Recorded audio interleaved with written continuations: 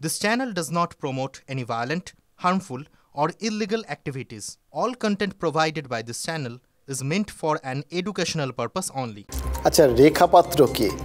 Rekha Patra normally আমরা যদি দেখি সন্দেশখালী আন্দোলনের অন্যতম মুখ। এবার যদি ধরেও নিই যে সন্দেশখালীর আন্দোলন, তাতে প্রথম থেকেই কোথাও না কোথাও রাজনৈতিক নামগন্ধ মাখা ছিল, তা সত্ত্বেও তো এটা তো মানতে হবে যে এই রেখাপাত্র বা অন্যান্য আন্দোলনকারীরা তারা আমাদের সহনাগরিক, এই নাগরিক সমাজেরই অংশ। এবার নাগরিক যারা, তারা এ রাজ্যের সরকারি সুযোগ সুবিধার উপর নির্ভরশীল হবে বা সেগুলো পাবে, এটাই তো স্বাভাবিক। নাহলে থাকবেন কি করে মশাই? আপনাকে তো তাহলে ওই নাগরিকত্বের প্রথম শর্তটাকেই অস্বীকার করতে হবে, কাউকে না কাউকে করতে হবে। হয় সরকারকে অস্বীকার করতে হবে, নয় নাগরিককে অস্বীকার করতে হবে। এবার খেয়াল করে দেখুন সন্দেশখালীতে রেখাপাত্রদের আন্দোলনটা কেন শুরু হয়েছিল একবার ভাবুন তো। প্রথমত ওই শিবু হাজরা, উত্তম সর্দারদের বিরুদ্ধে হেনস্থার অভিযোগ করেছিলেন সন্দেশখালীর বাসিন্দারা, শেখ শাহজাহান তার দলবল। আর দ্বিতীয়ত সন্দেশখালীর বাসিন্দাদের অভিযোগ ছিল যে তাদের অ্যাকাউন্টে সরকারি প্রকল্পের টাকা ঢুকলে তা জোর করে কেড়ে নিতেন ওই শাহজাহানের দলবল, তার লোকজনেরা। এর বিরুদ্ধেই তো প্রতিবাদে পথে নেমেছিলেন রেখাপাত্ররা। নাগরিকের সুযোগ সুবিধা দেওয়ার আর সেই সুযোগ সুবিধা নাগরিক ঠিক পাচ্ছেন কিনা সেইটা দেখার দায়িত্ব কার? সরকারের। আর সরকারের চোখে সবাই সমান, সেটাই হওয়ার কথা। সেখানে শেখ শাহজাহানের যা দাম হওয়া উচিত, রেখাপাত্রেরও সমান গুরুত্ব পাওয়া উচিত।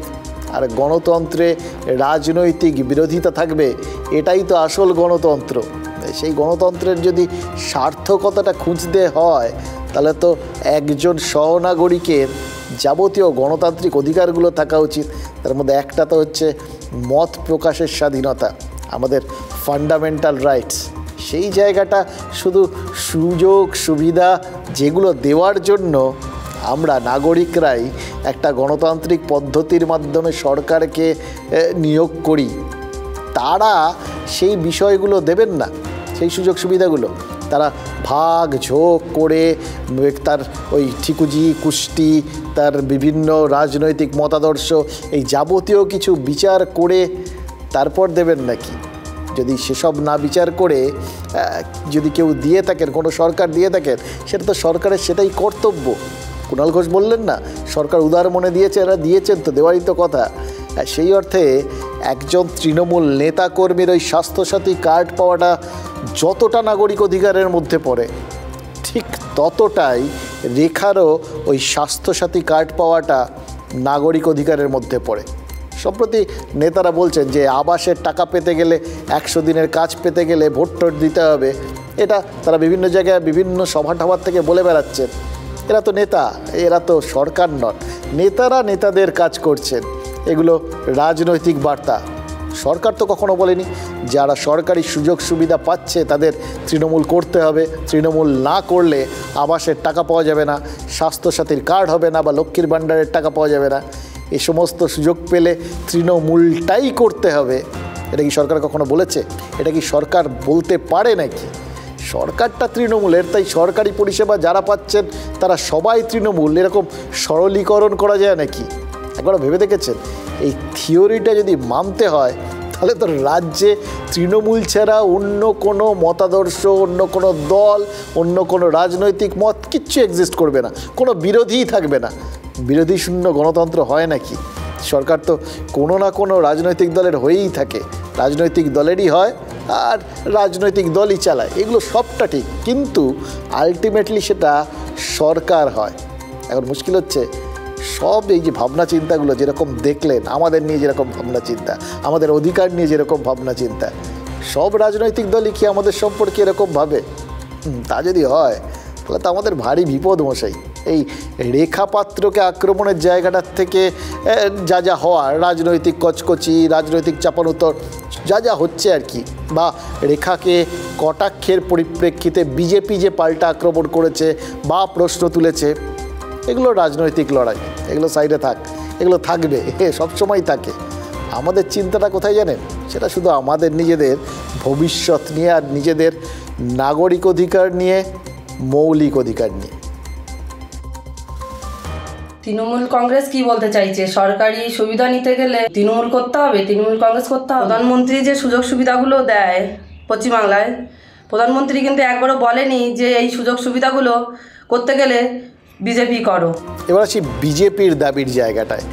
রেখা পাত্রের স্বাস্থ্যসাথী প্রকল্পের ডিটেলস তৃণমূল সামনে আনায়, কারণ আজকে যেটা হয়েছে আবার একটুখানি আপনাদের সামনে পরিষ্কার করে বলি যে প্রথমে তৃণমূলের প্রার্থী, ওই তমলুকের তৃণমূলের প্রার্থী দেবাংশু ভট্টাচার্য, তিনি গোটা বিষয়টা প্রকাশ করেছিলেন, এখানে যাবতীয় তথ্য দিয়ে এই রেখা পাত্রর স্বাস্থ্যসাথী কার্ডের যাবতীয় তথ্য দিয়ে এবং তার মধ্যে তার ফোন নম্বর যাবতীয় কিছু সব কিছু দিয়ে তিনি প্রথম প্রকাশ করেছিলেন যে এই তো দিব্য তিনি এখানকার সরকারি সুযোগ সুবিধাগুলো পাচ্ছেন, লক্ষ্মীর ভাণ্ডার বা স্বাস্থ্যসাথী এই সমস্তগুলো পাচ্ছেন, এটাই বলেছিলেন আর কি। তো তারপর সেটা তৃণমূল শেয়ার করে তাদের এক্স হ্যান্ডেলে, মোদ্দা কথা তৃণমূল ওইটাকে মান্যতা দেয়। এবার এই রেখাপাত্রের স্বাস্থ্যসাথী প্রকল্পের সঙ্গে সঙ্গে তার এই যে ব্যক্তিগত ডিটেলসগুলো সেগুলো তৃণমূল সামনে নিয়ে আসলো। বিজেপি তো এর পরিপ্রেক্ষিতে সরকারি তথ্য ফাঁস করার অভিযোগ তুলে দিয়েছে। বিজেপির সর্বভারতীয় নেতা অমিত মালব্য সোশ্যাল মিডিয়ায় পাল্টা প্রশ্ন তুলেছেন। রেখার bank account number, SC ST certificate number, এমনকি রেখার ফোন নম্বর কিভাবে সোশ্যাল মিডিয়ায় আপলোড করতে পারে তৃণমূল, প্রশ্ন তুলেছেন তিনি। এবং এটাও বিজেপি বলেছে যে তথ্য একমাত্র সরকারের জানার কথা, কি করে শাসক দলের একজন প্রার্থী সেটা জেনে গেলেন এবং সেটা ছড়িয়ে দিলেন সোশ্যাল মিডিয়ায়। তৃণমূলের তমলুকের প্রার্থী দেবাংশু ভট্টাচার্যের প্রথমে এই যে রেখার বিরুদ্ধে অভিযোগ এবং পরবর্তী ক্ষেত্রে সেটা ভাইরাল হয়ে যাওয়া, রেখার এই ব্যক্তিগত তথ্য প্রকাশ্যে আসা নিয়ে কিন্তু জাতীয় মহিলা কমিশন, জাতীয় এসসি/এসটি কমিশনও তারাও চিঠি পেয়ে গেছে বিজেপির। মানে বিজেপি যেখানে যেখানে যাওয়ার সব জায়গায় পৌঁছে দিচ্ছে গোটা বিষয়টা। আর বিকেলেই তৃণমূলের এই পোস্ট ট্যাগ করে জাতীয় মহিলা কমিশনের চেয়ারপারসন রেখা শর্মা প্রশ্ন করে দিয়েছেন যে রাজ্যের সরকারি প্রকল্পের টাকা কি তৃণমূল নেত্রী নিজের পকেট থেকে দেন। এবার রেখাকে আক্রমণ করতে গিয়ে তৃণমূল কি নিজেদের সরকারকেই বিড়ম্বনায় ফেলে দিল? বিজেপি কি এরপর সারা দেশে প্রচার করে বলবে না যে বাংলায় সরকারি সুযোগ সুবিধা পেতে গেলে তৃণমূল কর্মী বা সমর্থক হতেই হবে বা সরকারের বিরোধিতা করা কোনোভাবেই চলবে না? অথচ খেয়াল করে দেখুন, এটাই কিন্তু উল্টে প্রচারের অস্ত্র হতে পারত তৃণমূলের জন্য। তৃণমূল নেতারা বলতেই পারতেন যে বিজেপি প্রার্থীও তাদের সরকারের যাবতীয় সুযোগ সুবিধা পায়, সুবিধাভোগী, কারণ দল মত বিচার না করেই তারা মানুষকে পরিষেবা দেন, আর তার জন্য ব্যক্তিগত তথ্য ফাঁস করার অভিযোগের সামনেও পড়তে হতেও না। প্রতিবাদী মুখ রেখা পাত্র, দলিত কন্যা, তার স্বাস্থ্যসাথীর কার্ডের ছবি দিয়ে সোশ্যাল মিডিয়া পোস্ট করছে। আমি জিজ্ঞেস করি, ওরা কি তৃণমূল কংগ্রেসের পৈতৃক সম্পত্তি নাকি স্বাস্থ্যসাথীর কার্ডের টাকা? কি সাহস! বলছে দিদির খাবি আর মোদির গুণগান করবে। স্পষ্ট করে দিল তৃণমূল যে অতএব রাজ্যের সরকারি প্রকল্প সেটা মানুষের প্রয়োজনের জন্য না, ওটা তৃণমূল করতে হবে, মমতা ব্যানার্জি যুগ বলতে হবে কি জিন্দাবাদ বলতে হবে, তার জন্য প্রকল্প। ঠিক যেমন কোভিডের টিকা পাবে প্রধানমন্ত্রীর জন্য, গ্রামের মানুষ তার বিভিন্ন রকম পরিষেবা পাবে সেটা রাজ্যের মমতা ব্যানার্জির জন্য, সরকারটা তুলে দিক। তো সরকারটা কি তৃণমূলের সরকার নাকি? সরকারি সুবিধা তো সবার জন্য। তাহলে মমতা বন্দ্যোপাধ্যায় তৃণমূল কংগ্রেসের নেতাদের তাহলে আধার নেওয়া উচিত না?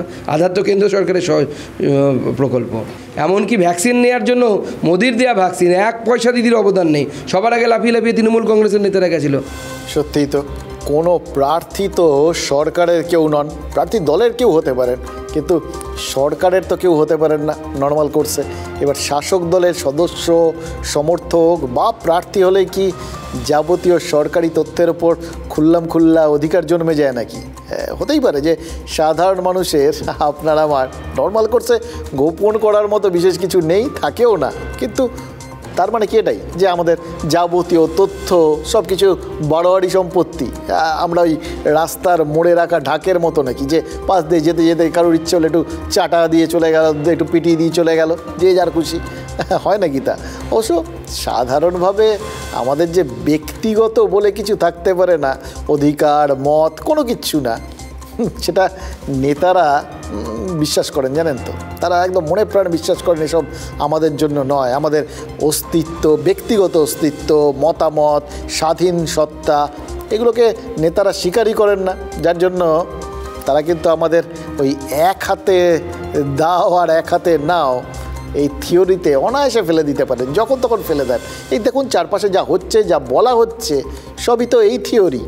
আর এই দেওয়া নেওয়ার মধ্যে নেওয়াটা কি, মানে যেটা নেতারা নেন তাদের কাছে পরিষ্কার, তারা নেবেন হচ্ছে আনুগত্য আর ভোট, এবং শর্তহীন আনুগত্য।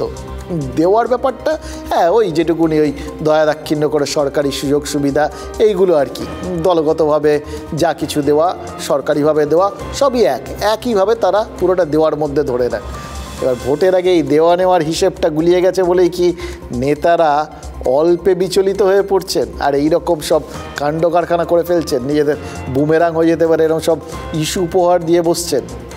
এই নিয়ে মনে হচ্ছে আজ কিছু কথা বলতেই হবে, যে কথাগুলো না বললেই নয়।